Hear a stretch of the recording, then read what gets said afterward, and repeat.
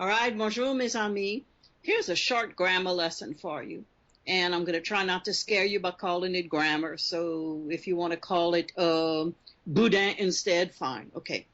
There are actually 4 different ways to say the word the or the in French. Since all nouns in French are masculine or feminine, even things, the article has to match the word it describes. For instance, we say la fille, meaning girl, because the word fille is feminine. So we use la, which is feminine, la fille.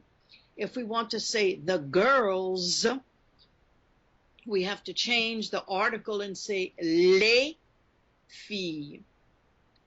The word for boy is garçon, and it's masculine. So to say the boy, we say le garçon. You hear the difference? Le garçon, la fille.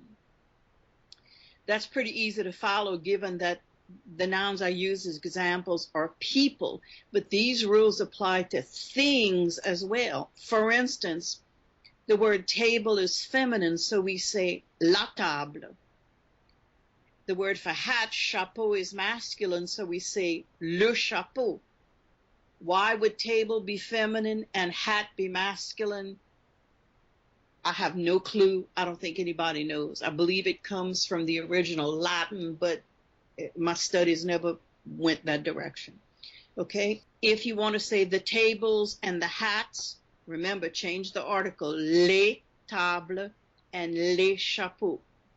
For nouns that begin with a vowel, whether they're masculine or feminine, you use L apostrophe. L'animal, the animal. L'église, the church. L'enfant, the child. L'ami, the friend. L'école, the school.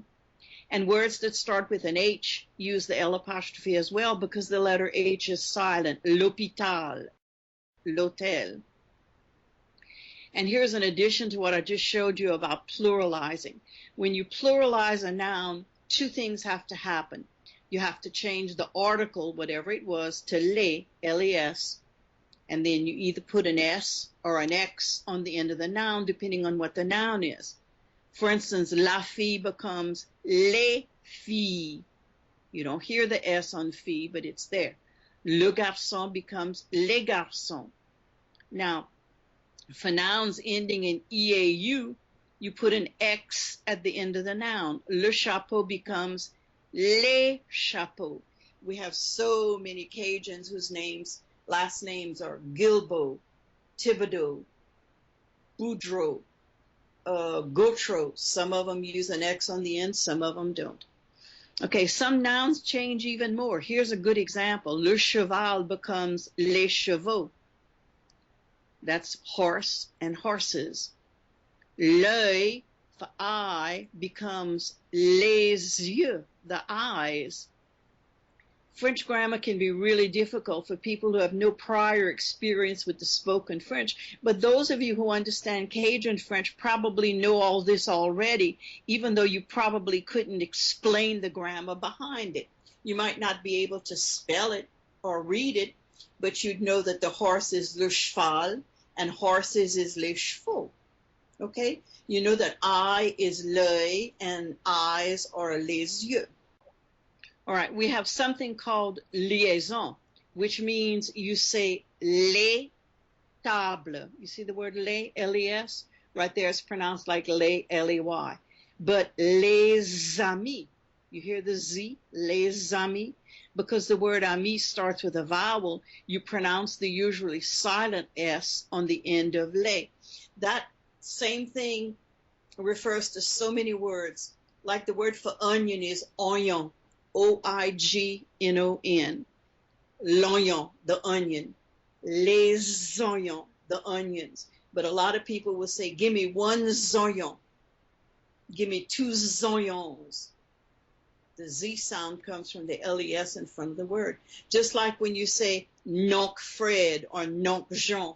That comes from mon oncle, my uncle. The N comes from the end of the word mon. So we say nonc Fred, nonc Jean. The word goose is O-I-E, wa, a goose, and noix. But when you say the geese, you say les oies. So some people will say that's a oie, that's a goose. The Z sound comes from the word les in front of it. All right, mes amis, bonsoir. Ça, c'est notre leçon de grammaire française pour asseoir.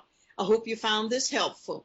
Remember, if you ever have any questions, just give us a holler on Virtual Table Française, and we'll be happy to answer any questions you might have.